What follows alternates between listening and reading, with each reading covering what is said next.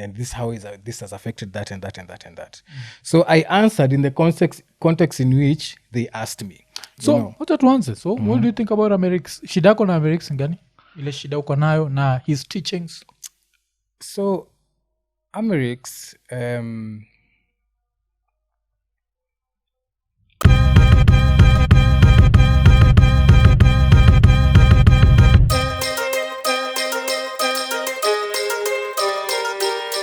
Iko Nini. Episode 374 tukisema like, subscribe, hit the notification button, tell a friend to tell a friend. Yeah. Na leo tuko na msee alikuwa na trend on Sunday night and alikuwa na trend on X ama Twitter. Kuzoto alikuwa na mtandika viboko, but before tubongeje wase kukutandika viboko, tuko na RIX poet and but RIX nataka tuanze na vitu soft kiasi. Alafu ndio tuende vitu deep. Alafu tukifika kwa hizo vitu zingine tafadhali usiende naona gase wengi kuja iko nini. Baadaye anasema Africa attacked me. I was defenseless. I felt like a shadow at State House. So sita kwa attack kuna vitu tuta disagree on. And I always say let's respectfully disagree on a few things. Sure. But before we talk about that, one of the things ile stand out just story yako ni kuna time kuna patiana stories za relationship yako na budako, yes? So there are people who might not have watched that because I always say that it's the boy that determines who the man will be. And I think ni a reggae music kutakuwa na ngoma ya Stephen Marley featuring Wyclef Jean yosemanga Stephen Marley yosemanga because the child is the father of the man. Sindo it's the child that determines who the man. So mzapatia wase your story like the way Buddha kiasi alikuwa very abusive, alikuwa na kuchapa sana. Yeah. So mimi ni first born mtaa. Okay. Watu wangapi? Watatu. Okay. Kuna boy alafu kuna dem. But mother alikuwa amelose mtoi kabla mimi. So mimi nikazaliwa and then mother akalose mtoi mwingine. Then alilose watoi wawili and then bro akazaliwa. Yeah. And then sees baadaye Moi akitolewa in power to. Yes. Mzai pia ni firstborn kijani kwao. Okay. Masa pia ni firstborn kwao. Okay. So ilikuwa a very interesting marriage kwa cheki because I guess pale walikuwa wametoka wote walikuwa wamezoea that leadership role ya mimi ndo kusema amongst the kids. But mzai pale alitoka kulikuwa na violence mob sana. Alikuwa from a polygamous home. Na masa yake ndo alikuwa the youngest. Masa ya mzae alimzaa akiwa 16 years old. Okay. Na grandpa alimari sisters. So the first wife and the last wife were sisters. Okay. And this last wife ndio masa ya budangu. Na get. So watu wa first wife na last wife they're sort of close in a way because iyo relation ya mamada zao. Na grandpa alikuwa soldier in the Second World War. Alifight for the British in Burma your time. I think inaitwa Myanmar or something like that. Okay. So Myanmar. Yeah, something like that. So it was formerly Burma. Yeah. And the British took about 100,000 African soldiers when they were fight for the British your time. Kumekuwa na mastori sana in UK about recognizing them for the part they played in helping the British fight. The empire. Yeah. Because you can't find them anywhere. They are not recognized. Their names aren't anywhere. But sasa grandpa kurudi, that's right, I think 1944 thereabout. Yeah. Sindio saa anaanza familia and all that. But I think as it was for many soldiers, the war never ended in their heads. So they get PTSD.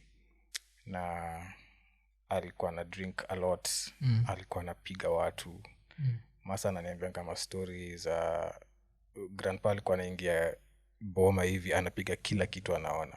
Uwe ni kuku, we ni mama, we ni mtoi nini, everything. He was that violent. Alikuwa mnaka na yeye hapa anakurushia tu kiti. Zinamshow. Unaona. So alikuwa Jakanye. Jaugenya. Okay. So they're from Siaya. So mzaya grow up in that environment, and then there were like 30 kids. So all of you're competing for your dad's attention, and there's a lot of chaos there, and the violence was really intense. It was really intense. Hizo mastori nasikianga, yani inasema watu yenye walikuwa traumatized hata wao. And because mzae pia hakuwa na hizo resources za kuheal or kuunderstand nini ilikuwa ina happen ndani yake hiyo time, I guess alizi carry forward to his family. And hizi ni stuff nilikamkujua way later wakati nilianza kudo the inner work. The sins of the father shall visit the children. So it was really not easy because mzee pia alikuwa anatei sana, na alikuwa mhanyaji, na alikuwa anapiga masa, na alikuwa ananipiga. So inakumbuka kuna time tulikuwa tunastay Huruma back in the 98 hapo hivyo. One day jo alikuwa mode. So kuna day amekam, tulikuwa na a lot of educational books, textbook kwa keja. In fact mimi nilikuwa nachukia mtaa cause ilikuwa nekani natoka chuo na ingia chuo ingine. Juu home ilikuwa just so many textbooks. So there was this time mzaya alikuwa ameboro book fulani ya Bill Cosby. Bill Cosby yo time alikuwa mbigi. Alikuwa ameboro book fulani Bill Cosby alikuwa ameandika, na hiyo book ilikuwa big deal hiyo time. So alikuwa ameboro some kid he used to tutor, walikuwa na stay hapo Huruma Flats. So amekam home, hajaget e-book, ameitafuta kwa hizo mabox, hajaget e-book. Na kijani tulikuwa mimi, Masa Buda, bro ya Masa na house ya Kunamboch. So venye ameshindwa kuget e-book, kitu ikamwambia aniulize ama ni wewe umechukua hii kitabu. Na tena unajua, alafu kwa kija zetu mtaa most time yani suspicion to accusation it's 1 second, you know, like I suspect you must be the one who did this, unajua. Ni textbook. So I siko na time hata ati sijui kujidefend ama sijui ni. It was very quickly toa hiyo kitabu. Na ulizo mama yako anaweza iba kitabu. Siniwe peke unaenda shule kwa hii nyumba, unajua. So this time you how old? I'm 98, I'm 10 years old. Okay. I have no business doing novels. I wasn't so big into those things, books back in the day. In fact, Bodmas was just enough stress for me for a 10-year-old. Mimi kwa tuna kuona Danger Mouse, Tom and Jerry, Pink Panther, and life goes on. Na nilikuwa nacheza ball, so nilikuwa napenda ball sana. So the spirit was pulling you away from Bill Cosby. You know. Pun intended. So mzee akaanza kunibeat. Na nilikuwa nimezoea kuchapa, but hiyo day alikuwa amekaa na mashetani zingine 7 man. Akanitoa nguo. So una imagine, this is me at 36. As a 10-year-old I was so tiny. I was really really tiny. Akanitoa nguo, nikakuwa uchi, alafu akatoka nje. So unacheki zile makamba za mama sasa wetu walikuwa wananika nguo na kopa waya hizi za steam, hizi za simu. Hizi waya za simu hizi zenye tunaonanga tukitravel. Masa walikuwa na anika nguo nazo mtaa. So hizo marolls zilikonga tu hapo kwa balcony, ndio moja kikatika wana fix tu, alafu wanaanika nguo. So mzaya anatoka nje akarudi na hiyo kopa waya hiyo. Akaanza kunigonga. Na mzaya alikuwa anakupiga man. Alikuwa anakupiga na hasira yake yote kwa life. Yes. So in about 10-15 minutes hivi nikaanza kusikia mwili yangu nika haiendi poa. So hiyo na bleed, nimesweat, nalia, nimeshout. Kina Masa hakuna kitu anaweza do. Mzaya alikuwa anaingia psychosis fulani, hasira zikimpanda. Na wakidu kitu atawakombaini wote. So ilikuwa huwezi mguza, huwezi mshow anything. Yes. So ikafika place nikasema inabidi nidanganye that nilichukua hii book na sikuichukua, ndio aniwache. Najuaga torture. That's why I think the Geneva Convention ama whatever, these are human rights, also maga torture should not be a way of interrogation. Yes. So and unajua mzae pia alikuwa na hizo tactics za military sana. Juu babake alikuanga hivyo. Unaona, mimi hata nilikuwa naambiwa saa nyingine ati blanda kitokea home ananiambia niandike statement. Kaza polisi. I was so used to that shit. It made me become such a good liar. Juu ninajua the story I want to stick up with, unajua. So ninajua zile potholes nini loopholes unaweza nitafutia na zikava zote na story yangu unaona. So hii day venye nikasema nilichukua hiyo book akaniambia nitakuduia kitu hautaisahau kwa life yako. Akatoka nje nikaa alikuwa ameplani stuff akarudi na sasa a sisal rope. Akanifunga akaingia hapo jikoni akatoka na hii kibuyu ya mafuta taa. Akakuja nayo na kiberiti. Akawasha akafungua hiyo mafuta taa akaimwaga kwa mkono yangu hivi. Akawasha kiberiti. So ndio alinichoma nayo hii base unaona iko hivi. He proceeded with it. Yeah. Because I knew that threat. Your threat ya kuchoma watu wa mikono. I've even talked about it on the podcast. It's a very Luo thing. Yes. I don't know if it's kwa other tribes. Nyanza. It's an, I don't know if it's on other tribes, but kwa Wajakani kulikuwaga na since we ni mwizi wachani kuchome mikono, but it's a threat. I've never seen anyone execute it.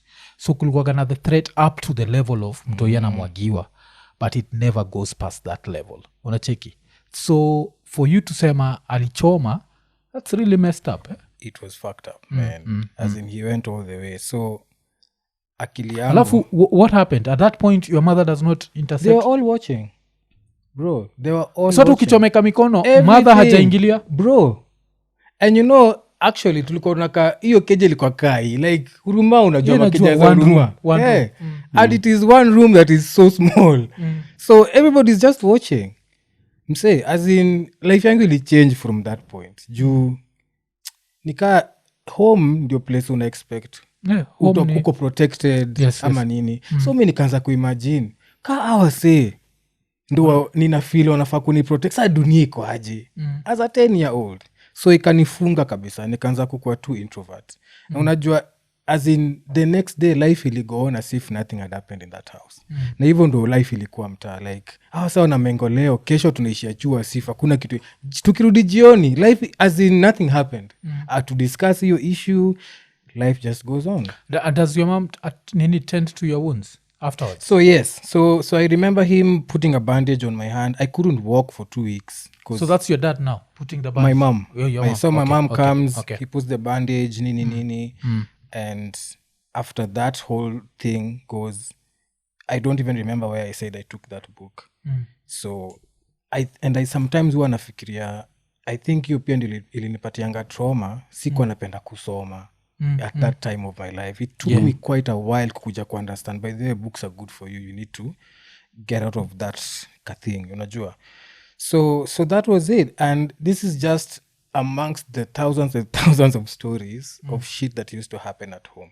Hii story vile tupatia story meni remind kuna story nani alitupatiaga Bobby Mapesa. And Bobby Mapesa was the same sort of relationship with his dad.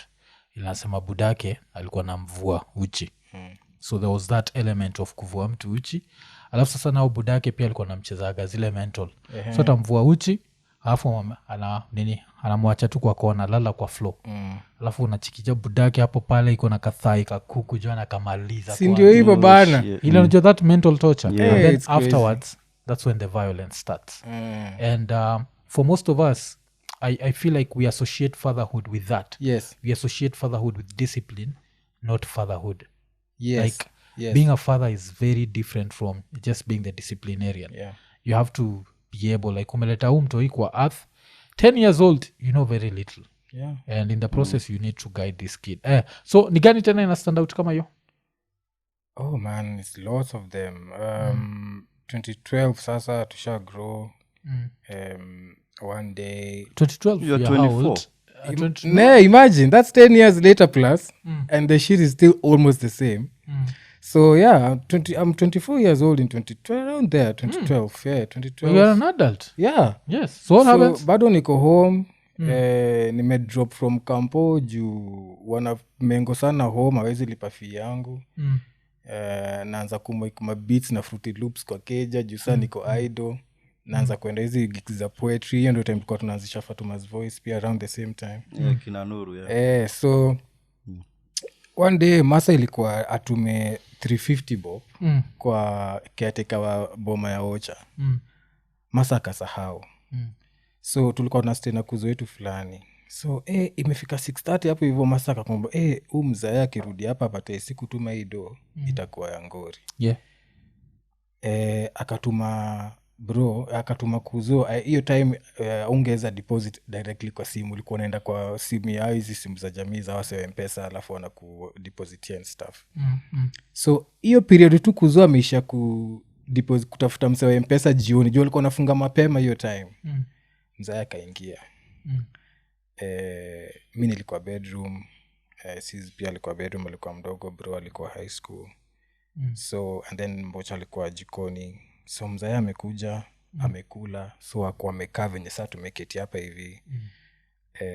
Meza iko hapa hivi. Akakuja akarelax, akadishi, akashiba. So venye tu sa apparently during the day huyo msee Ocha alikuwa na pesta mzae sana, ni aje hujatuma hujatuma. So na pia alikuwa ametei kiasi. So I think kulikuwa tu na pressure hiyo time, kulikuwa na pressure mob kejani juu mzae alikuwa ameacha kuwork. Yes. Na Masa alikuwa ameanzisha chuo. Na hii chuo ilikuwa imeanza kupik na ilikuwa on land. Na mzae sasa alikuwa anataka kuja kukaa na Masa kwa hii chuo. Na Masa anamshow enda usake do kukuwe na supplementary income. Ndio hawa watu waishie chuo. Unaona? UBs bado ijasimama poa. Mzae kwa anadai hiyo story. So walikuwa na mengo kila siku. So hii kitu ilikuwa tu another trigger to hiyo conflict ya context ya hiyo time. Unaona? So venye tu amekaa hapo ashashiba, akachukua glasi ya maji akarushia Masa. Before hata Masa react, mzae alikuwa very fast. Ashaangusha anachekisa hizi nywele zako sawa venye mamadha wako na braids. Akashika Masa na nywele hivi. Kamrusha hivi mpaka kwa carpet hiyo side ingine. And this happened so fast by the way. So alafu mzae alikuwa na mavidole nono akikugrip. Ni grip ingine hatari, unajua? Fist of fury. So so Masa ako kwa floor ameinama, alafu mzae yako nyuma yake anampull nywele hivi na hasira hivi. So by the time natoka Masa ana scream, napata Masa ana bleed kwa hairline yake hivi. So hii time akiscream na anamwambia nini? What's the mbona hujatuma pesa? Mbona hujatuma pesa? So mi kutoka napata mikono zake zina pull nywele ya Masa hivi, unaona? Alafu ni mse ameshona kiasi. So nikageta sira, nikaenda nyuma yake saa nikamgrip hivi, ungrip sasa kutoka kwa nywele ya Masa. Nikamrusha hivyo kwa doa. Hiyo day asira nilikuwa nayo mwafu. Mtu mmoja angelala. Mtu mmoja angelala hiyo day.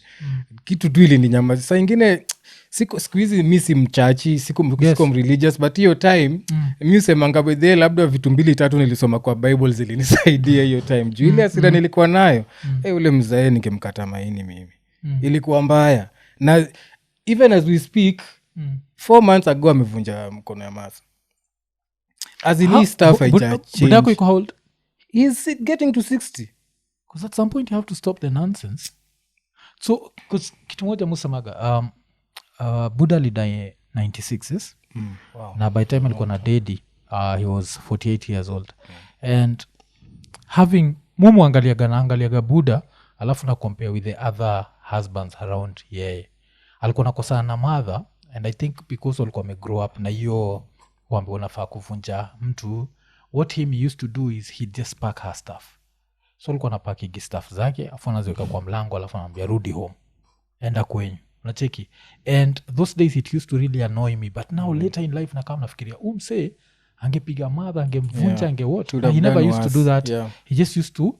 Was that still bad? That was still bad, but not as bad as hii level unasema mse yuko 60 bado anapigana na wife wake, because at some point it's a criminal offense. It is a criminal offense. In fact akona badi sana hajaifungwa. It's a criminal offense. Kwa hiyo kuvunja mtu. Okay, so to go back to hii siku. So now what happens after ushamshika?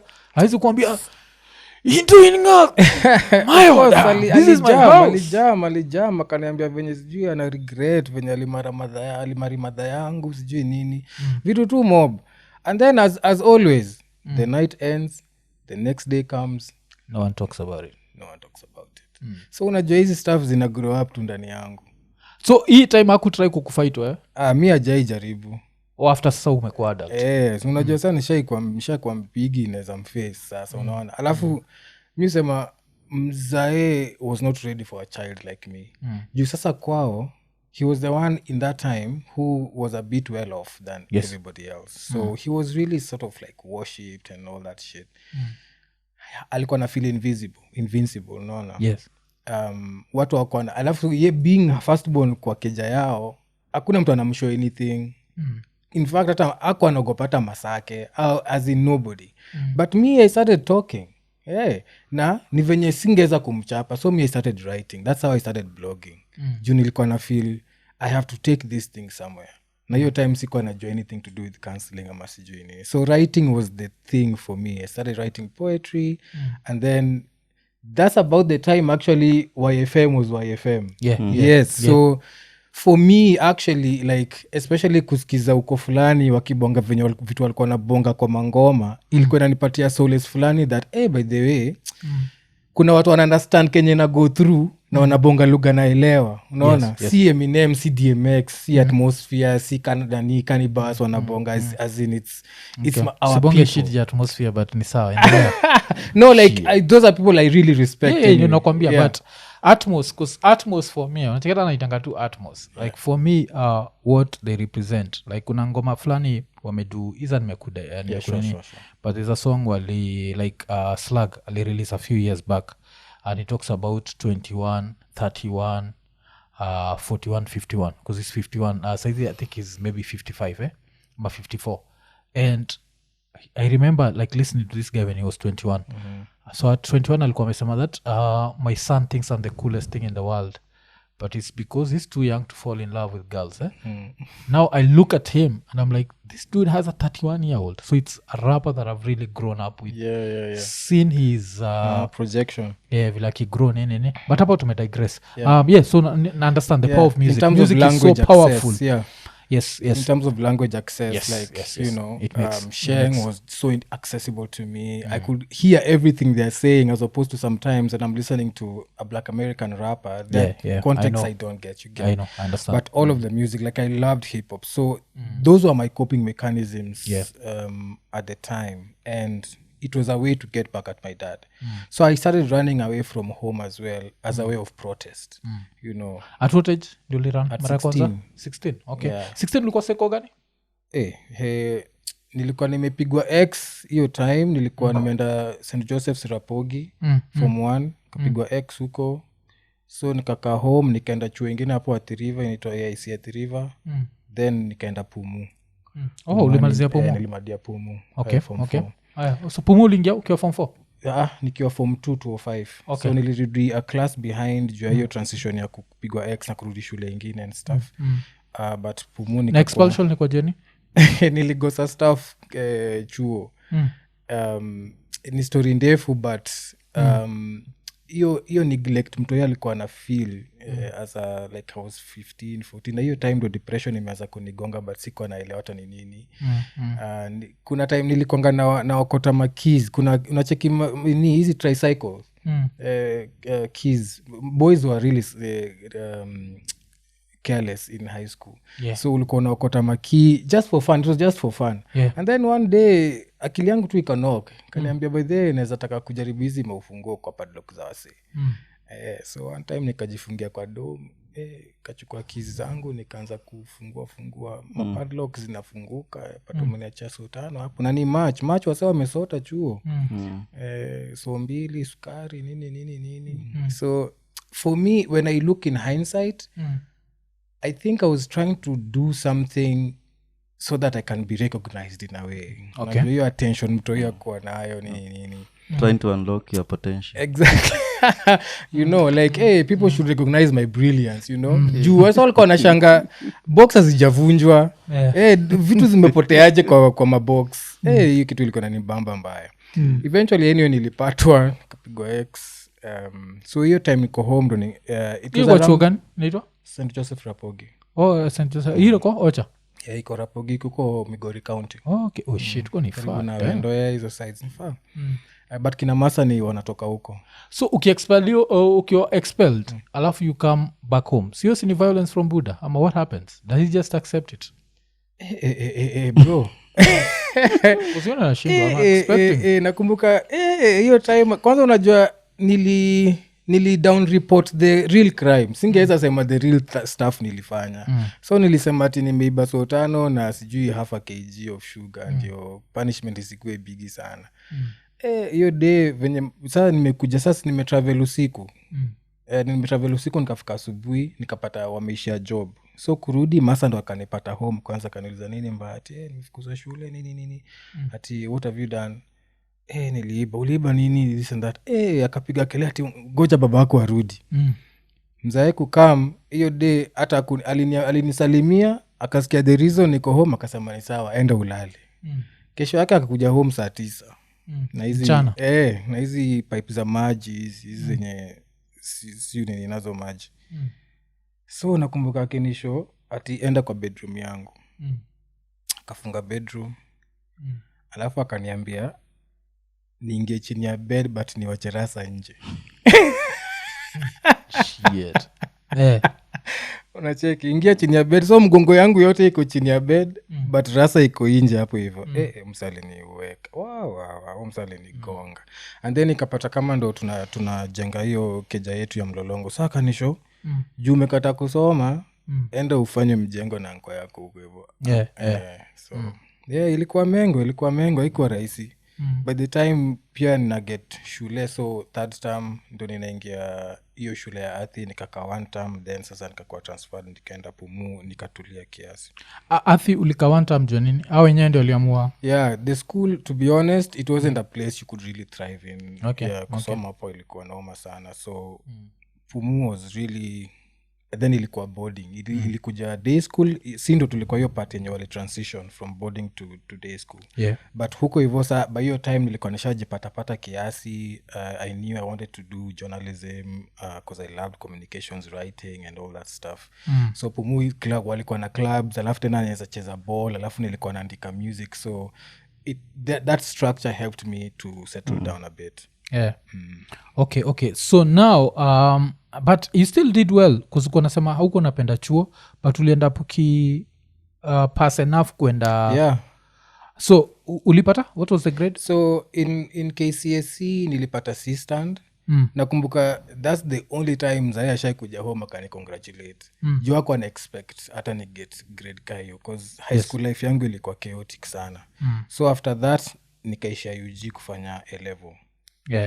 Nikafanya from 5 and 6, which was a really nice time as well. Then nikarudi hapa 2009, end of 2009. Ndo nikajoin Daystar sasa. Okay. So Daystar uko na study? Mascom. Okay. So you ndio ukaamua kuquit? Niliquit juu awangeza endelea kulipa fee. We afford. Okay. Kulikuwa tuna politics mob home. Okay.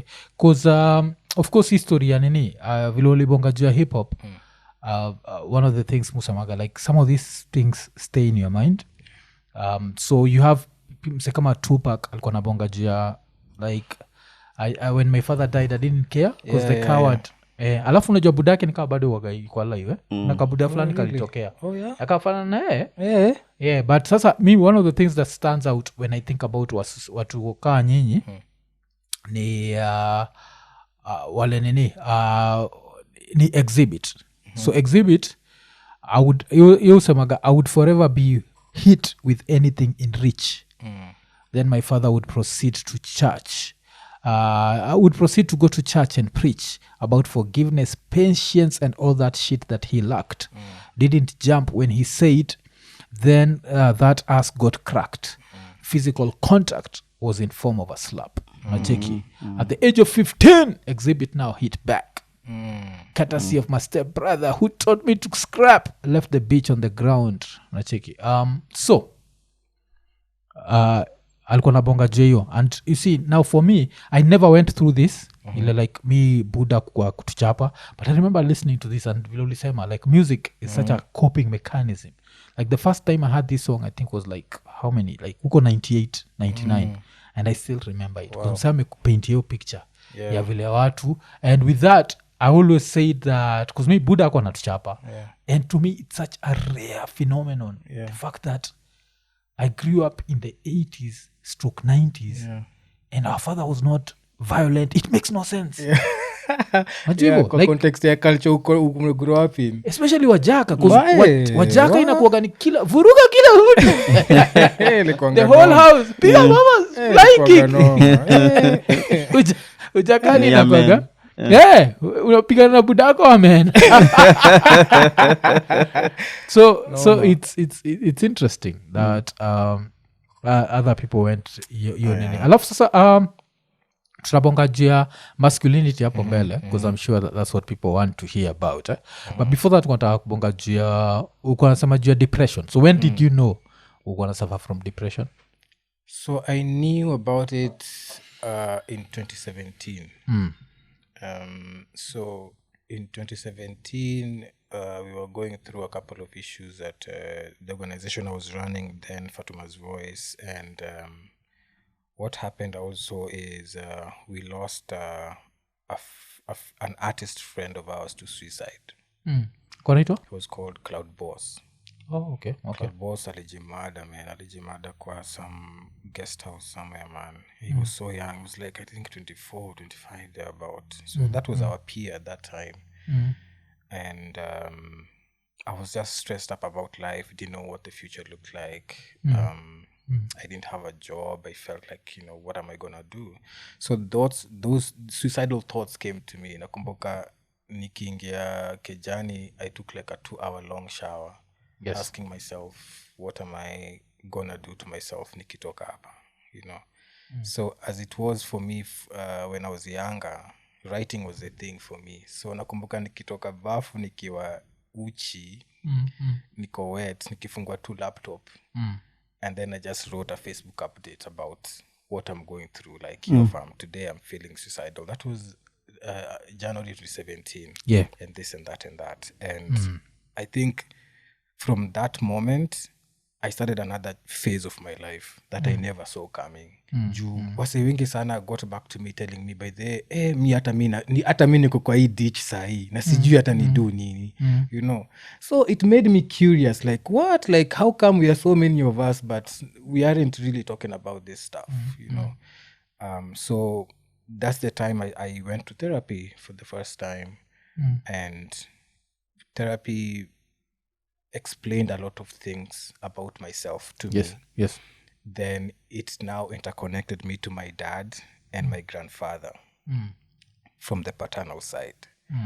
Then I started connecting the dots. Like, okay, kumbe mzae, he's just a wounded child and he doesn't know better. And so I understood him. I just didn't excuse his violence. Okay.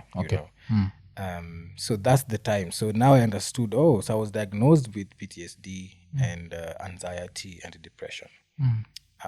All of which, again, for me, that's the time I started documenting how healing looks like. And that's how I also got to understand the thing about masculinity. Yeah. Now that's how that journey also began. Because I questioned a lot of things during that depressive episode. Like, who am I? Who am I? Who am I outside RIX, outside this guy that has been conditioned, socialized, politicized?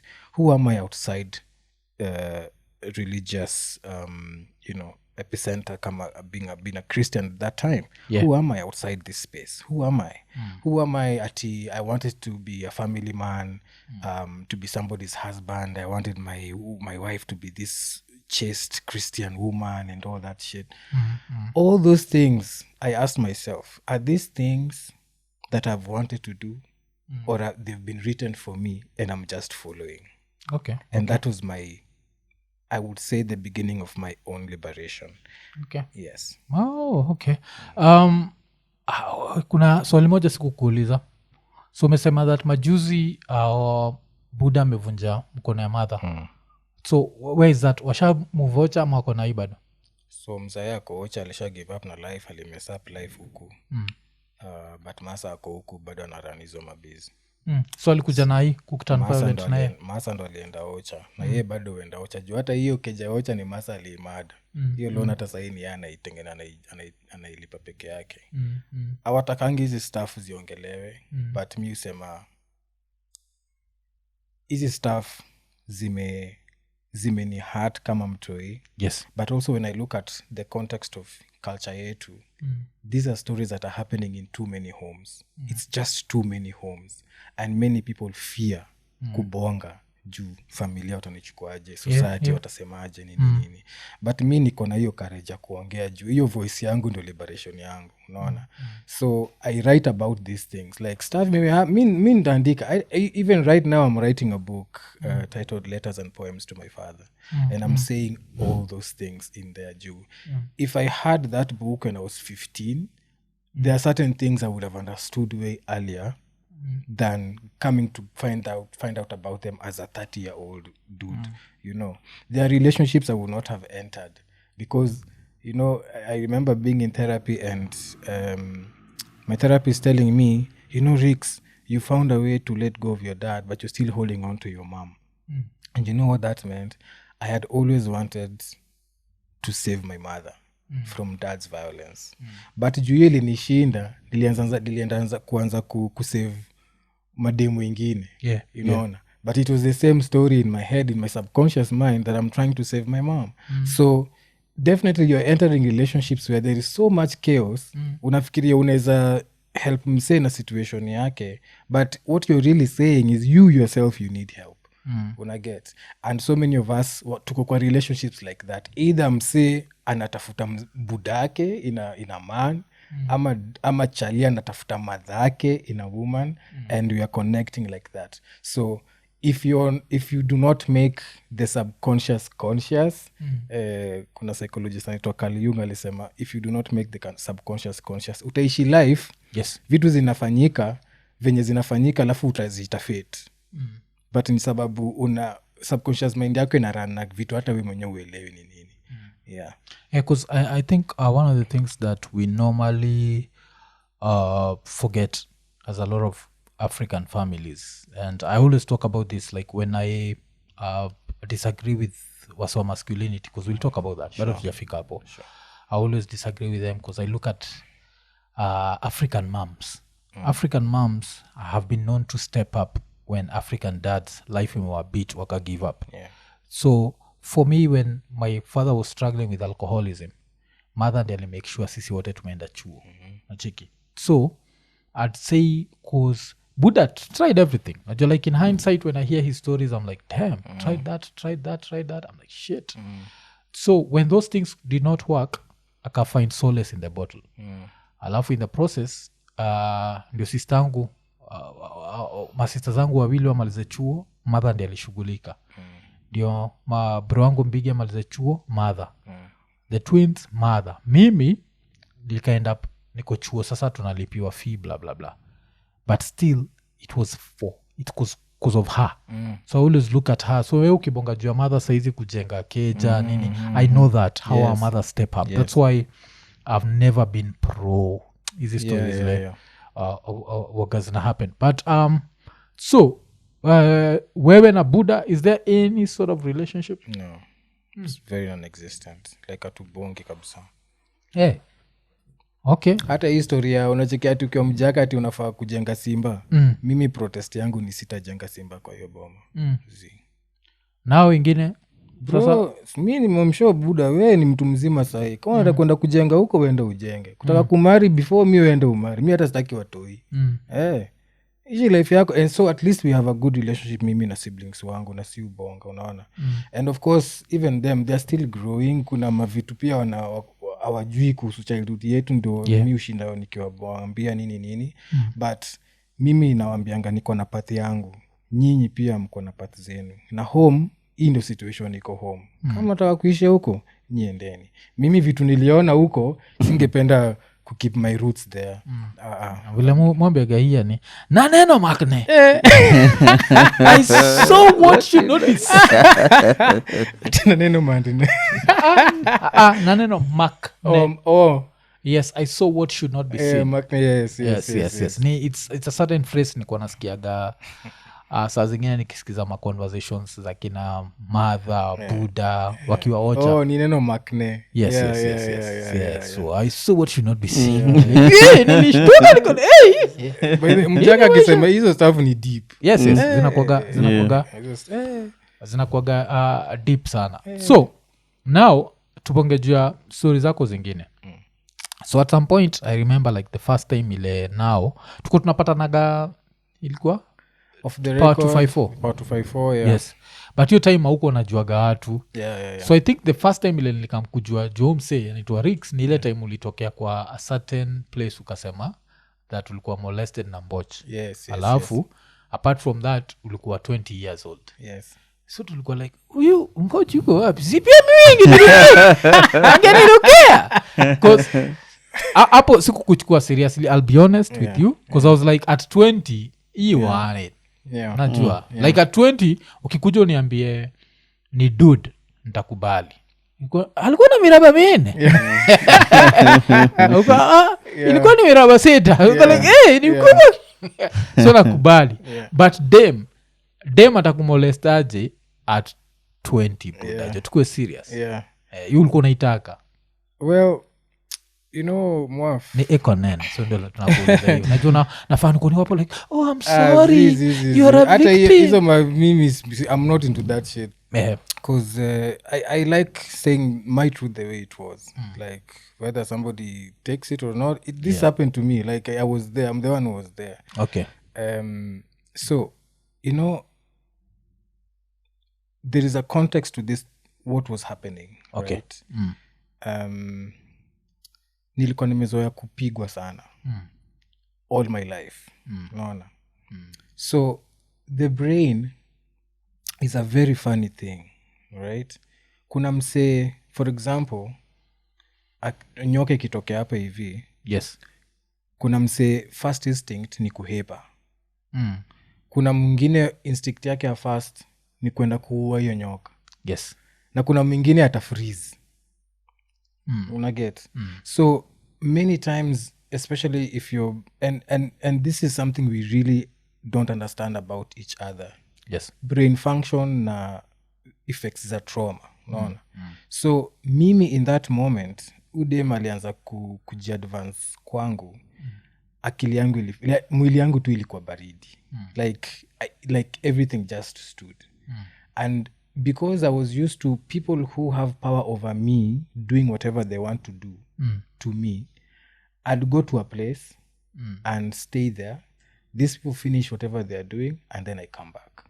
So venye sasa mzaya alikuwa akikupiga ama masa jumasa pia alionga mbaya nikiwa myang. Akikupiga na kupiga juu uko helpless. Unaona? Yes. Unawacha amade alafu unarudi kwa life yako. Unaona? So hii violence kila time ilikuwa ina happen in the home.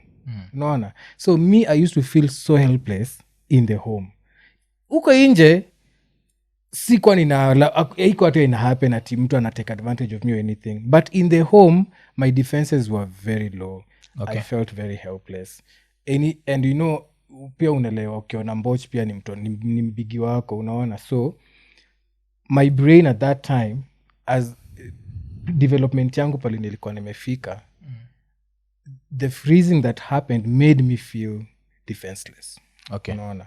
So whatever happened, it was not physically violent like that, you know. But when that thing happened, it is 10 years later that I realized, by the way, this person took advantage of me. Because I had not had even sex with a woman at that time. So uko 20 years old? Yes. No one took advantage. You know, because me, as long as sijatoka na ugonjwa wa zinaa at 20 ningekuwa Iko Nini. Of course maboy wengi watasema hivyo. It's cause I feel like and that's why nikiangalia like history yako, family history yako, niangalia like the violence ya Buddha, that's the only reason naweza fikiria mtu anaweza sema hivyo. Because dem alikuwa 21, yes? No, she was around 26. Uko 20. Ukastedi. Yeah, of course ukigusa utastedi. Rasa ukamove rasa mbele na nyuma. Back and forth like a layer. Well, it didn't happen the whole way like that. This person started doing some lap dances on me.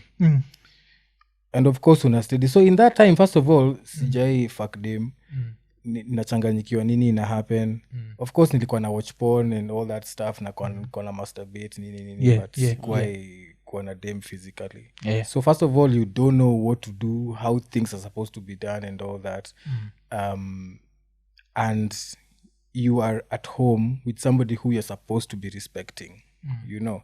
So even when that thing was happening, I immediately just withdrew. Nakumbuka akinitusi akaambia wewe ni mwanaume na gani wewe. Yeah, so me, I was very scared at that time because nobody had ever told me even this is how you do these things. I didn't know shit, you know. But in the context of what was really happening, that was not supposed to happen. Ingekuwa uko 15 na iko hivyo like much older, you hata 21 tungebonga jia hiyo. But ingine, but I understand what I'm saying is naelewa kwa nini unaweza jiambia hivyo, but dem iko 21, yani iko 26 na uko 20, nyi wote ni adults, nyi wote ni, but sasa kuna time nimeuliza mother, kwa nini uliacha kuemploy housemates? It's been a minute. akasema anajua the I think nonsense. that's the puberty in me ilikuwa ina scream like help me ba. So akasema nakumbuka mshakuwa watu wakubwa. Unajua kuna writer fulani anaitwa Clarice Lispector. Alisema it is inside myself that I have to create someone who will understand. Unaona? Yes. Situation yenye wewe umejipata ni wewe ndio unajua nini ilikuwa ina happen ndani yako. Yes. There are so many people who really it won't be logical to them, you know. And for me, even when I came out later, you know, our understanding of rape, for example, is mtu amekupin down mahali physically and aja kukoasa ama aja kufanyia anichaa nguvu. Yes. Unajua? Yeah. But there are more than 11 types of rape that people, you know, we are not really educated about, because again, this society doesn't even want to talk about sex. We pretend it's not even happening. Unajua? So create more spaces for abuse to happen in even smaller ways, in ways that we would not think that is abuse. No. So that's a part of what happened and the processing that came 10 years later after that incident. Okay. Because ukibonga jia history ya like 11 types of, and I think that's where shida imekuwa, because unacheki last week kulikuwa na election states, na elections za states zimeenda vile zilienda because people feel like liberals wamemess up world na waka make kila kitu ikakuwa blurry. Things are not like as simple as they used to be. Kitambo ilikuwaga when we talk about the R word tukwa tunabonga jia hiyo like physical, vile nimekuforce. But saa hizi itakuwa dem yuko Equatorial Guinea, si ndio? Ana work the same office na Engonga. Engonga amemuomba, Engonga akagonga, si ndio? Alafu dem baadaye Engonga atokee isemekane alikugonga madem kama sonne. Dem since alikuwa na feel special. She was special, she now turns and says it was the R word. Becomes a victim. And that's where it becomes dangerous. Sure. Like I feel like nini wame liberals wamemess vitu mob. Na kitu moja naweza sema from the outside looking in, kusijaika chini na wewe naonaga nika umeshikwa na that liberal fever ya states. And you can see that even that does not even represent the whole of America. It represents a certain part of states. So one of the things naweza sema ni kuna time ulifanya show I think na Amadem TMI, and the show was about detoxifying masculinity. What is toxic masculinity according to wewe? Hiyo word nakwanga careful sana nayo juu it's relative. Yes, that's why nakuuliza what is toxic masculinity, because nataka tubongejea toxic masculinity, alafu sasa ndio tubongejea like uliapia on inaitwa Al Jazeera. But let's talk about toxic masculinity. For example, hivi tanaonanga ati maboy wanachapa madem in their relationships. Yes. There is nothing healthy about that. Okay. Vitanaonanga wazae wanapiga watoi wao. There is nothing healthy about that. But mothers also whoop their kids. Yeah. And I talk about that as well. I'm just because I'm a guy, that's what I'm really concerned about, right? Okay. Kusema siezi ati mwanaume afai kubonga juu ya emotions zake ati atakani weak. Okay. Wewe kama utaki kuongea uko tu sawa. Kama Ian anataka kubonga, wacha Ian abonge. Unaona? So the idea that because you say it this way, so all men must be that way, for me that is toxic. Una get. So I really, when it comes down to it, like I really don't have anything against somebody doing their thing the way they want to do their thing. But if you're being harmful to somebody else, to be honest with you, that's another conversation we have to face. Unaona? Conditioning yetu kwa life in many of our places, and especially also rooted in religion, is chalia ko juu ya dem. Unaona? But if you really look at it, what do you know about life that utasema uko juu ya mtu? Okay, but you know, interesting vile umesema rooted in religion, then Charlie yuko juu ya dem, anaonyesha missionary. Okay. Makes sense. Rooted. So wacha tubonge juu ya hii story yenyu Al Jazeera. Mulikuwa when were you interviewed? Al Jazeera came to my house like maybe 3-4 weeks ago. Okay. Yeah. And shida yako na the manosphere ni nini? Because I feel like our problems ama our differences with the manosphere are very different. Yeah. Yes. Let me put something straight kwanza. So on my day to day, I don't talk about those guys. You know, they are not even in my radar of what I'm paying attention to. They came here, they found us here. I looked at them, I was like, sometimes even a broken clock is right twice. Yeah. Some things somebody can say and say, yeah, this one makes sense. And then the other stuff is just trash. And you leave it alone. The people who want to follow it, they can follow it, you know? So I don't, hata wase nimewamute, mi hata siwasikizangi. So I feel like when Al Jazeera reached out to me,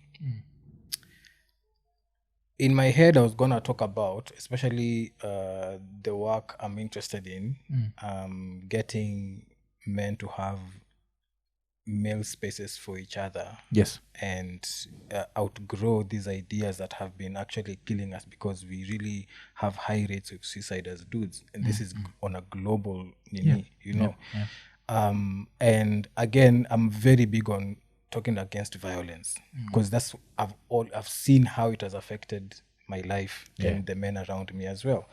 That's usually my center. All right. What I felt they didn't do a good job at as Al Jazeera in this interview, they had very predetermined questions, specifically about those people. Unaona? So they were asking, what do you think about KIBE and AMERIX, and this how this has affected that and that and that and that.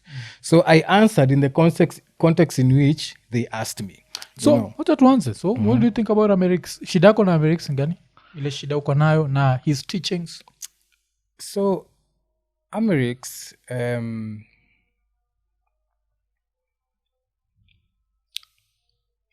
will encourage a dude to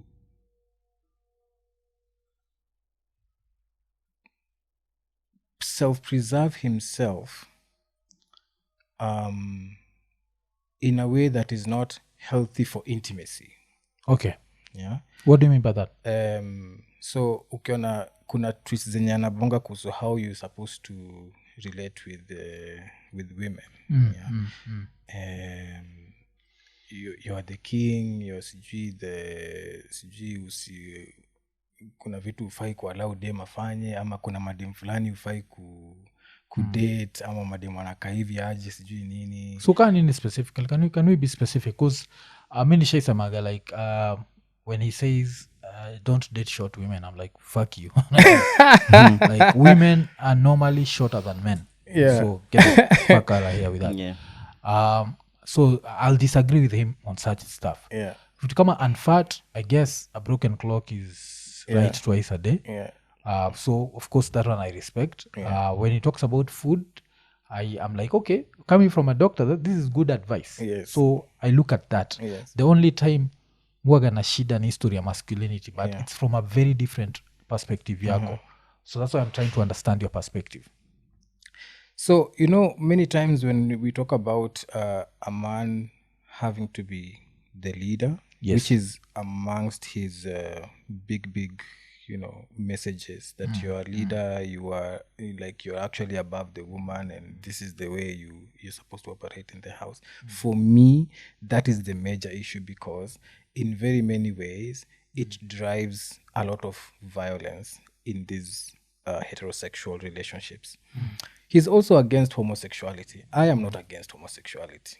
I mean, many people accuse me of being a homosexual. I've never fucked them, but, let people be. So, especially on those two things, the rest of the stuff comes as a health. I mean, I don't care so much for them, because he's not the person I follow for those kind of things for my own body. Okay. There's somebody else who wrote me today saying that he tells guys not to sell ancestral land, stuff, I forget the other stuff. So what I'm usually wondering is, if you need another man to tell you the decisions you need to make for yourself, then you're some kind of slave. They become your god or some kind of something like that. You're not some kind of slave. You're you're a bitch. You're a bitch. But sasa neza understand. This is how I look at it. So vile umesema that umekuwa accused of homosexuality. Would you other look at it also from another perspective where because maybe, I don't know, because of the violence from your dad, that you ended up relating with your feminine side too much? What I mean by that is, kuna time ushaipost to give photo kama umevaa your girl's lingerie.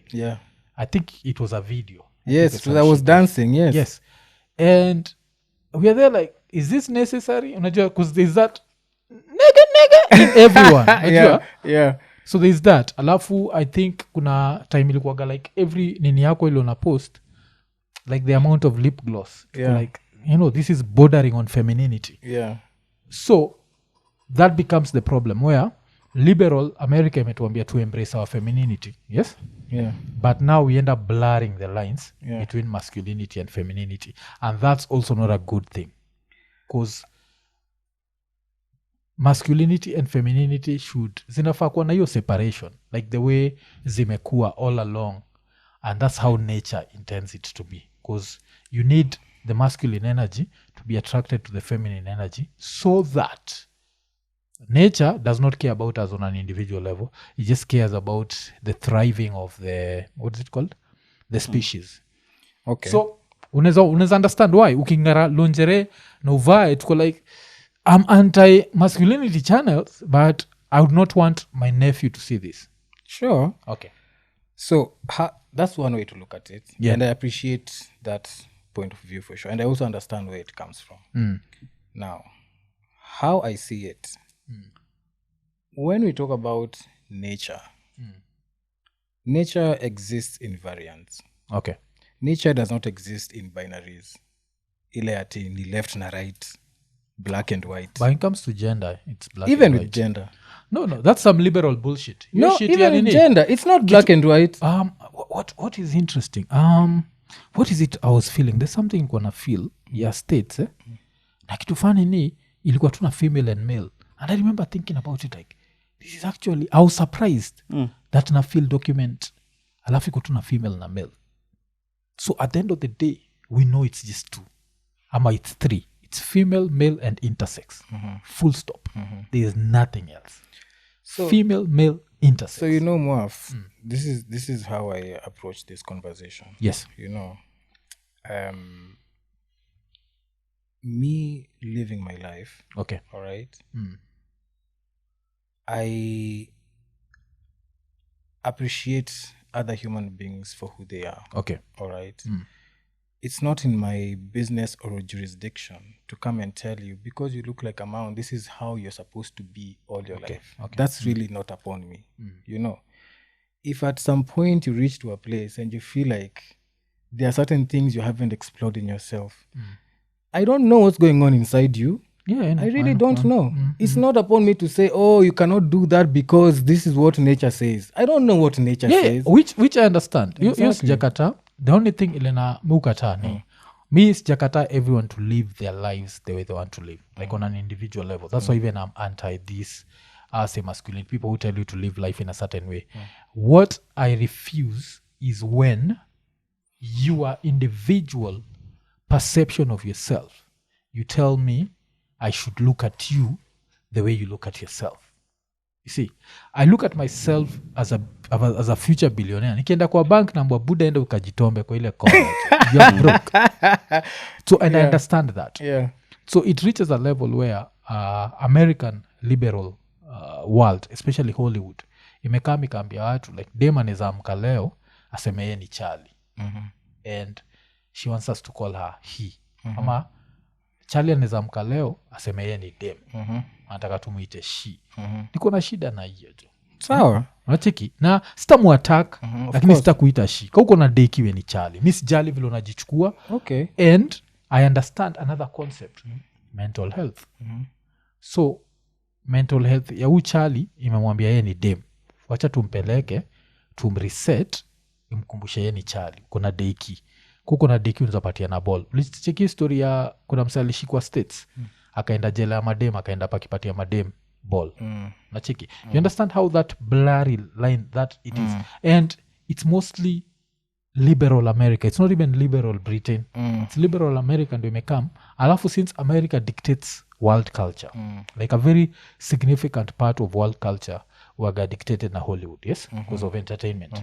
So ikafika hiyo level paka, I think it's Piers Morgan who was saying that one of the most controversial subjects in the world, ama questions in the world right now is, what is a woman? So, I don't know if I've over-explained, but something I'm going to kuambia. Now, with that in mind, and considering like right now, we're being told that kids are sexual. Kids are never sexual. Kids never think sexually. Do you see the dangers? Who is saying that kids are sexual?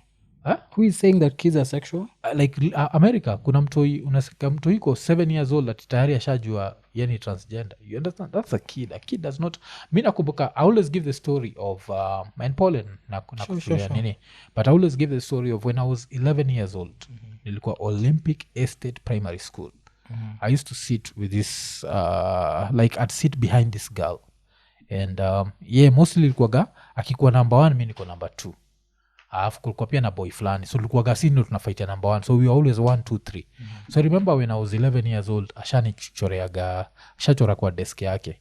Ilikuwa kadem, alafu deki bigi imeenda hivi, alikuwa michora tu kama mtoi. Alafu ikaingia ndani ya dem. Alafu paka kaniambia, ukitaka kuomba hii kitu mtu sema mbeho shipoto. I've never forgotten that. She was Luya. And at 11 years old, I never understood, like, what the fuck is she drawing? I'm not interested. I was like, ew. 1 year later, dole mingi niko, Iko Nini! Iko Nini! I can speak fluent Luya. Yes. Nishajua shipoto. Yes, nishajua. So, with that in mind, I always remember that now kumbuka, I was a kid. I didn't know all this sex stuff. So nikiona iki happen Hollywood, I have a problem with it. But apart from that, hata yako, I'm like, okay, sawa. You enjoy doing this, but it's too much feminine energy. And in a society where everything is blood, mtu ataki mtoi wake, ule understand hizi vitu, assume this is normal in quotes. Because you know, I get that. I get the concern at the same time.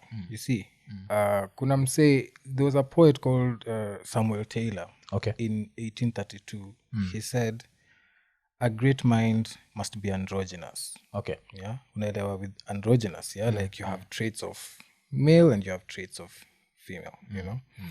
Now, everybody has their own story about how they want to present themselves to the world, you know? For me, first of all, I am actually mocking those people who tell me I can only be a man in one way. Okay. I'm actually mocking those people. I'm on stage. This is my stage. I'm dancing. I'm in theater. All right. And I'm telling them I can still extend myself some more. Right. And even when I'm wearing lingerie and I'm dancing and all that, those conversations that come out of that is what tells us where are we really? What's the confusion coming up around the gender connectivity and gender understanding and gender consciousness? You see, because where is our curiosity about who human beings are? You know, for me, like, I want people to keep exploring who are human beings really beyond what we've been told human beings are. You get what I mean? Yes. So Yes. For example, I grew up hiyo area 98 99 on Kenyan TV they were only mostly playing Lingala music. Now on Lingala music coming from DRC, men were shaking their asses all the time. You know, me, I grew up watching that stuff. Like I used to dance at home like that, you know. But and this is Chiki, that's the interesting thing about life. A man can shake his ass but like a man, and the same man can shake their ass like a woman. Who says that? Who defines this is for a man and this is for a woman? That's where my issue is at. It's just you just watch. Like, no, that's the issue. Skiza, ukianza kutwork tuko like, hey, that's the issue. But it's cause Ugandan men are twerking. Angalia vile rasa ya demo gemetengenezwa. Rasa za mademo are different na zetu. Do you agree on that? We agree. Yes.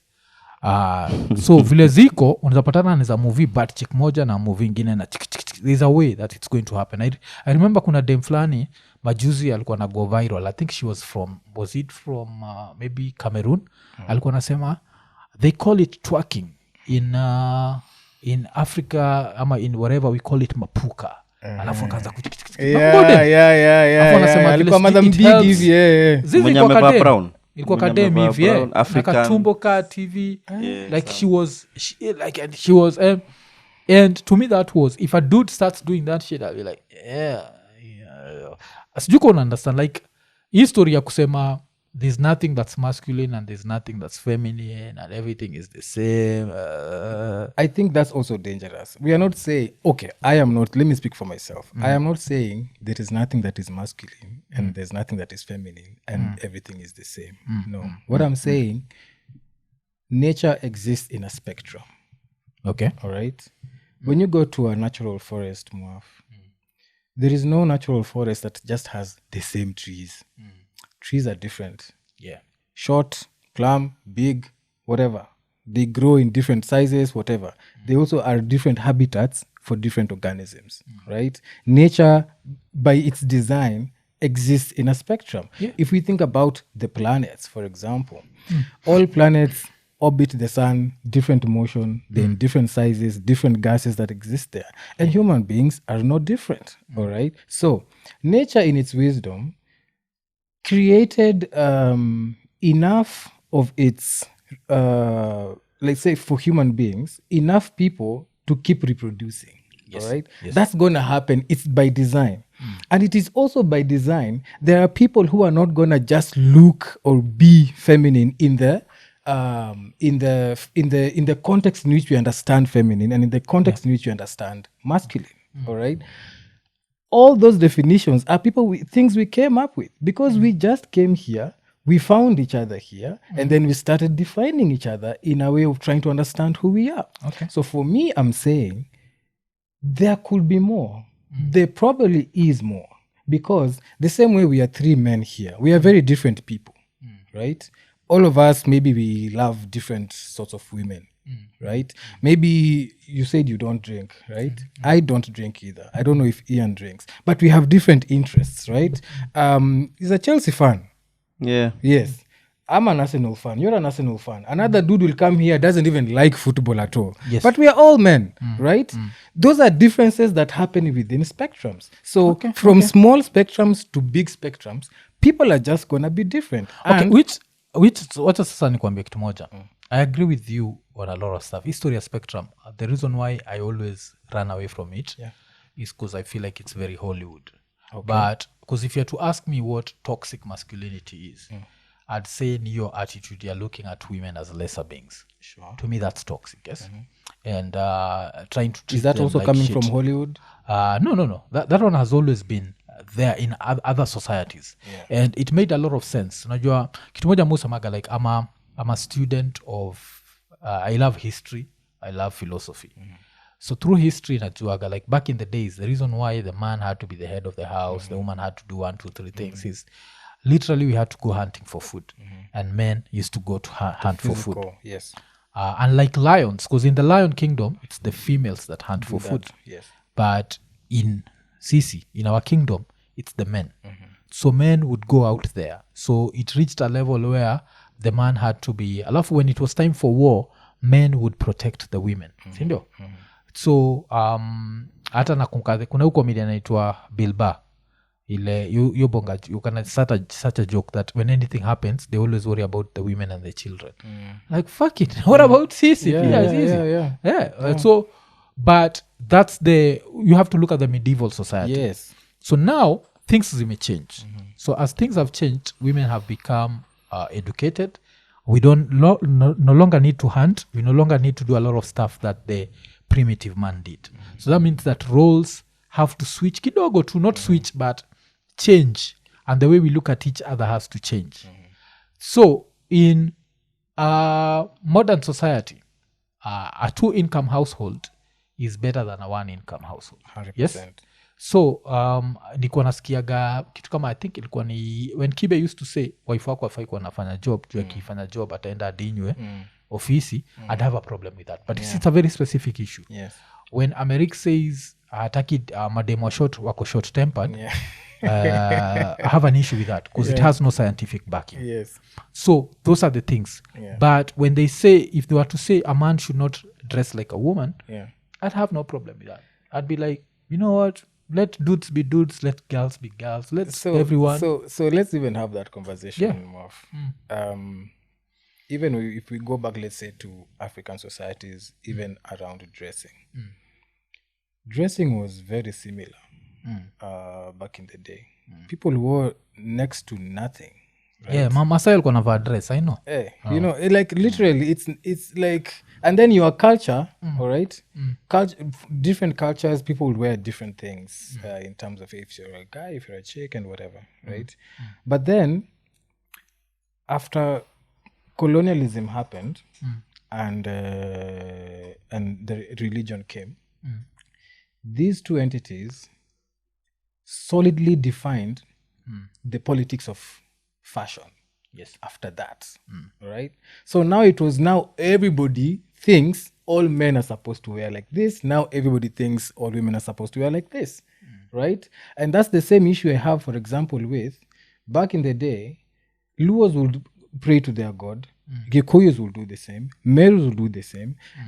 A Meru would not see a Kisi god and say, "Oh, our god is bigger than yours." You know. And same for fashion. It was just like that. You people, we wear like that, us we wear like this, and life moves on. So for me, really, what is a piece of cloth? Really, how is that going to define? And nakwambia sijakataa.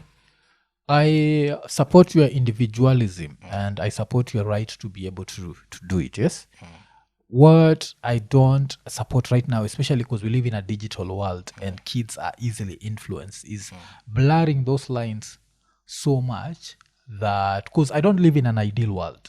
I live in the real world. And apart from the real world, I live in the natural world. And one thing that you have to know is nature is violent. Najua kuna ile kitu susahawigi. That one of the reasons why when someone is violent, we say you're acting like an animal. It's because animals are violent. And humans are the most violent animal, but still we understand each other to a certain level where sometimes we put the violence aside. Sindio? But knowing that as animals we are inherently violent, because we are animals, yes? What that shows you is I'd not want to put my kid at risk. So that son, let's say that African son, that African boy, akizoea maybe at a young age kuvaa vitu kama dresses, yes? Hii inaweza fanya one day ajipata in the wrong neighborhood, alafu abaki amechapwa. You understand? So these are things where you're protecting the kids because you want them by the time, if you want to do these decisions as an adult, do them. And you can face the consequences. So why should somebody beat them because they were? Kwambia, unachiki in an ideal world, hakuna violence, hakuna robberies, hakuna nini. But we live in a world that's not ideal. Na vile nimekuambia, sisi, haidi violence. Unachiki? Like nature, unajua, we saizi nikupatia kuku, uikate kichwa, sindio?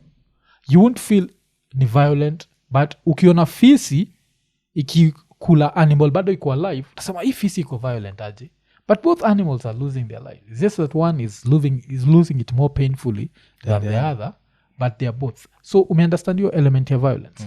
So with that in mind, ndio niko like, alafu pia, brains za watoi zinakuwaga easily malleable sindio so ukifanya mtoi I feel like mi ni boy but neza act ka dem na mi ni dem neza act ka boy inaweza kama you affect later in life ile atrai kitu ile it's not yeye ushachikigile like a lot of inakuwaga ni over 67% of everyone who ends up with these surgeries za transgender end up regretting ujuaga hivyo sijui yes it's a very high percentage because they thought they were but they really weren't so those are the things I'm looking at so at the end of the day live your life najua like you have one life enjoy it to the fullest but also expect some pushback in a few things like umse amevaa dress na cause kuna kuvaa dress even as a comedian we've seen akina Terence na dress haita cause as much anxiety ama as much pressure as wewe kwa umevaa lingerie I don't know if it makes sense I get it but for me it's usually more political than it is natural the way you're saying you're coming from it's more political than it is natural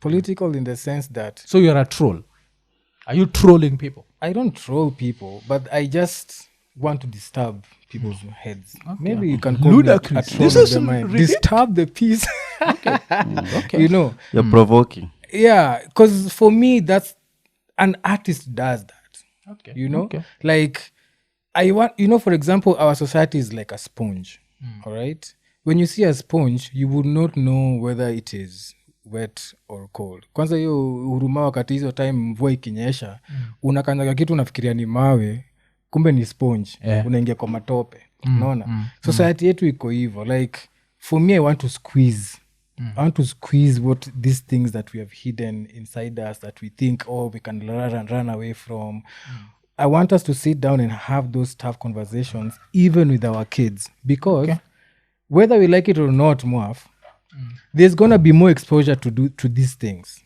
and kids definitely now because you're saying you don't live in an ideal world in the real world kids are going to continue to getting exposed to these things now even with the invent of social media and even where we are going with gadgets and AI and whatnot right so it's forcing us to really have these hard conversations educate ourselves and have these conversations with our kids because when you are saying you're protecting your child for how long will you najua hivyo lakini kuzata tukimalizia hii conversation ili come up during the US elections where there are some parents saying that they don't want drag queens to come and teach their kids and it looks like it's nini but kuna hiyo element ya these minds are so malleable that we need if we can maintain those lanes like the masculine lane and the feminine lane yes we can have hizi whatever unasema hizo and let's have them on an individual level like mi mwenyewe kuna msi atacheka atasema labda mwafu shaipatianaga story ulikuwa mengarathong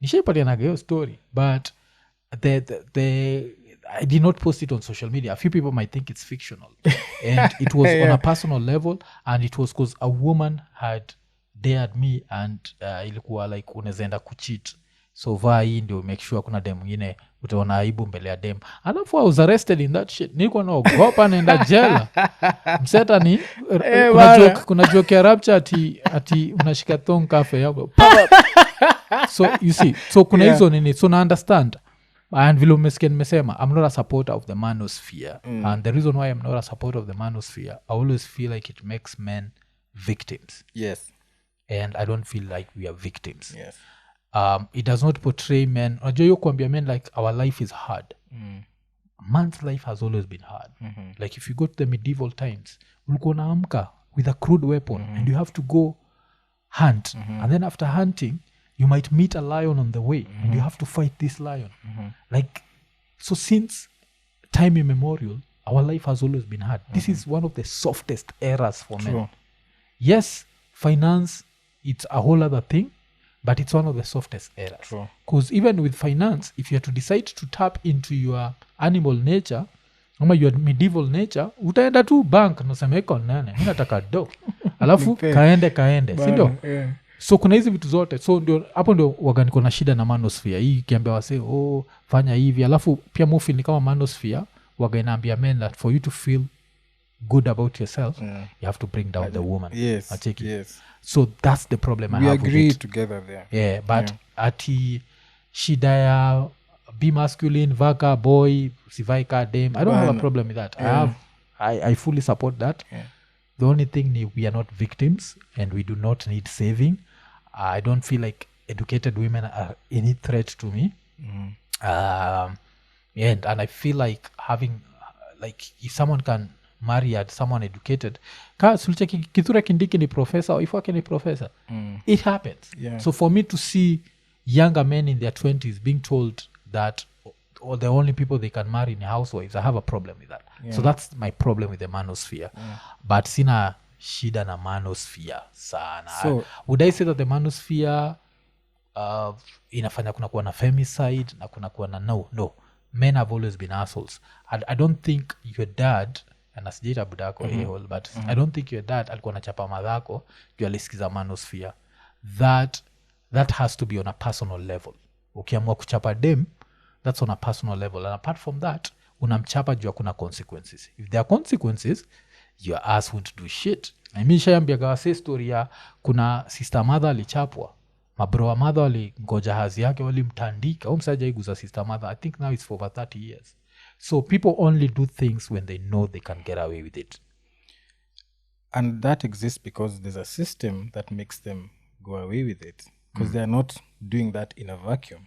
Right? And that's why this story is rampant all over the world. Like men are just this way all over the world because there's a system that almost puts them unaccountable towards what they're doing. And that system is not natural, is it?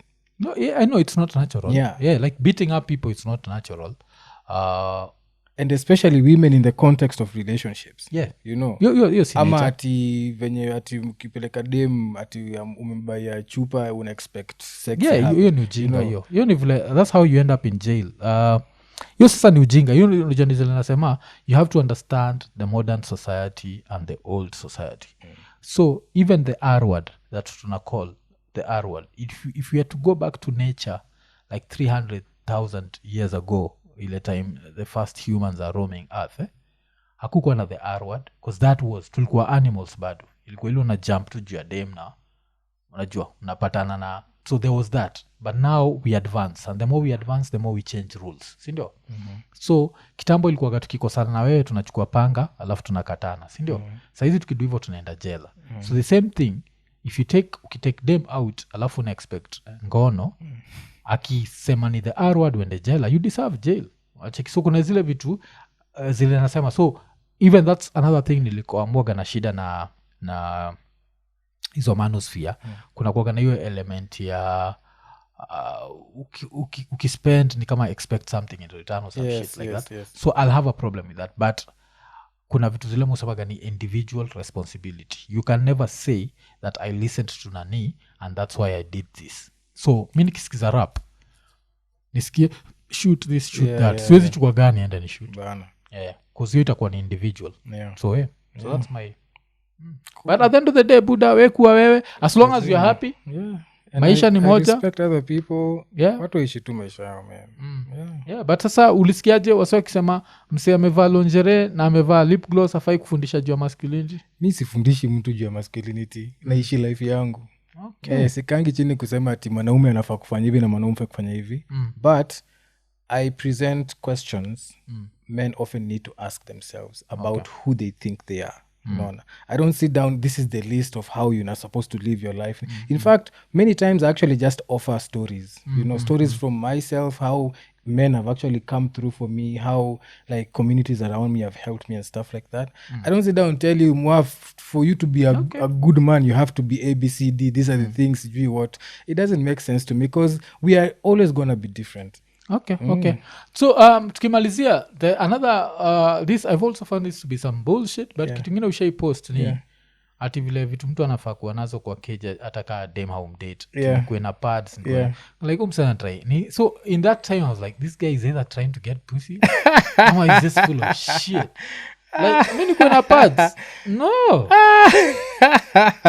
So hiyo wacha nikuulize, hiyo kitu inakudisgust kwa nini? Si ati na ni disgust. I'm just like it's some bullshit. Why is it bullshit? I would love to understand. Shughulikia body yako. So now ati nafaa kwa tu niko tu na pads. Sijasema unafaa. Sijasema, I've never used must in my languaging, bro. Kufaa si must. Ni it would be good. I usually say like this would be nice. It would be nice. Because let me tell you where I even come from with that. So mi wenda keja za madem and ukienda keja ya dem everything you need in that house as a dude most times it's there. Yeah. You need an extra towel, you need something to wear. Most times you'll get something. Like you'll be very comfortable. It's a nice house. And I mean, chicks come to my house too. One day, there was a baby who was coming to my house back like 2016. And tulikuwa tumekutana mechi. Then apparently periods zake zilikuwa irregular. Nako amezi expect hiyo day. Unaona? So hii stuff ikampata midnight. Mi sikuwa na pads kwa keja. Najua kwa amezi expect. It's just one of those days that shit happens, man. Unaona? As a human being, shit is going to happen. Shit is going to happen when you're least prepared.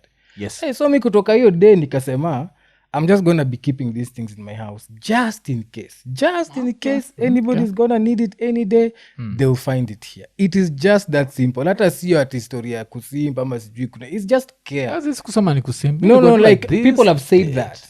Okay. Like it's just really easy. Like even when my boys come home, like I have extra toothbrushes for somebody who doesn't. Like it's just general care for each other. It's just a component we don't often have for one another, regardless of gender, by the way. So I mean, it's great. So do you explain to them, like, why it's like to chicks, why you have pads? Like, you have to, like, this happened to me last time. Sijui nini. Explain to who exactly? Like somebody I'm dating? Or any woman? Jack, itafanya ukani kama you're this. You see, and that's why exactly I will not be connecting with somebody who thinks like that. Majority of those ones I connect with, I actually love it that way. Unaona? So inakusaidia sana juu unajua yenye huyu hatuwezi patana na ni sawa. Sawa. But Buddha vile tumesema you continue as long as uko happy, weishi maisha yako. Do I feel like mlikuwa too harsh on akina AMERIX and KIBE? I also feel to a certain level mlikuwa too harsh on them. By Nini, I think in the context of that article interview, I agree with you. JAZEERA, I feel like it was too harsh on them. I agree with But you. kila mtu aishi maisha yake. I feel like Nini. Me, the only, I always say that to me, the most masculine thing is making your own decisions. So that's why when I feel people being told your marriage won't work because my marriage didn't work, that's you being a bitch. Like if you believe another dude's has the blueprint to life, yes, that's freaking problematic. Masculinity waga tu hapo. Mi nakumkaga like vile nasemaga the first time nimelala, the next day nikaamka nikadiscover matiti za madem. I've never been the same. And that's masculinity. No one needed to tell me that this is something to get attracted to. So imekuwa ni episode 374. History yako ilikuwa interesting mpaka nani commented kwanza tukimalizia Martha Karua commented. What did Martha say? Martha alikuwa anasema nika alikuwa ameagree na the whole thing that was on Al Jazeera na akasema something to the level of yes, sometimes these people are right but also most of the time they are wrong. So unachikiaje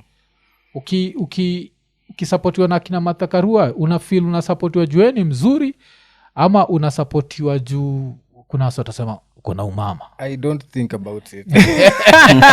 Whether they think it is umama, whether they think is I don't do it because people are going to support this or that. Mi niko tu na experience yangu na nina share, that's all. Na ninataka watu wengine pia wa share experiences zao, that's all. Okay, so kuna msana anaitwa Henry Kabogo alikuwa ameandika, is AMERIX's content a danger or just hard truths? Al Jazeera's latest video calls him out as misogynistic and unhealthy for viewers. Are we witnessing responsible criticism or just more media sensationalism? Sensationalism. Then Martha Karua ka reply akaishare katika the video stroke news is fair comment. Then afterwards, she wrote again, there are some positive things on the Masculinity Saturdays, but also much of toxic content. A discourse that promotes mutual respect is long overdue. And that's what I personally believe in. Mutual respect. Hakuna kitu mtu anaweza do kufanya ni disrespect madhangu. We kwenda huko matako yako kwa unafikiria. Mi wagana, like when I look at my mom, because the first interaction that I had with femininity, according to me, my mother. And she was nurturing, she was mukumbakaga siku zile we didn't have enough food, and she'd make sure that we've all eaten, and then she'd just sleep like hungry. And when you're a kid, you don't think that adults get hungry. Yeah. Till you're an adult, you're like, shit. Yeah. So how much that woman sacrificed. And this story of my mother is a very common story. Ukienda kwa hizi maseko mob, it's mothers that visit their kids. So where the fuck are you supposed to tell me that the feminine energy is negative and the feminine energy is something that I should treat badly? Like a lot of men, when they're taking that last breath, one of the things that should make them like be comfortable in a death ni, I'm leaving my kids with their mother. So I'll never understand that bullshit. So that's why, to me, fuck the manosphere. But it's not about anything else. It's just about your story treating women as their lesser beings. Just cause ulicheza oma dem alikukataa. Mi nikianza kukatia dem anikatae na kubali kukatiwa na wanyama akona do kunishinda. Like what the fuck am I crying about? That's how nature works. Like is it pigeons ndio the most beautiful male waga zinatoanisha so nature works like that. Kuna another bird that kaboi waga kanapeleka pebbles ajibu alafu dem anachagua like how many pebbles zimeletwa. Kuna ka bird fulani so there's also another bird yenye nani the girl will only mate the cleanest compound. And then the male bird has to put on a show mpaka dancing. Yes, nakwambia. So it's always been like that. So but tumekuwa tukibonga juu ya masculinity. Kaima kubamba poa, kaija kubamba tupatane place fulani itoka Jitombe. Kama kawaida vile usemaga like, subscribe, hit the notification button, tell a friend to tell a friend. Tukimalizia 374 tukisema Iko Nini.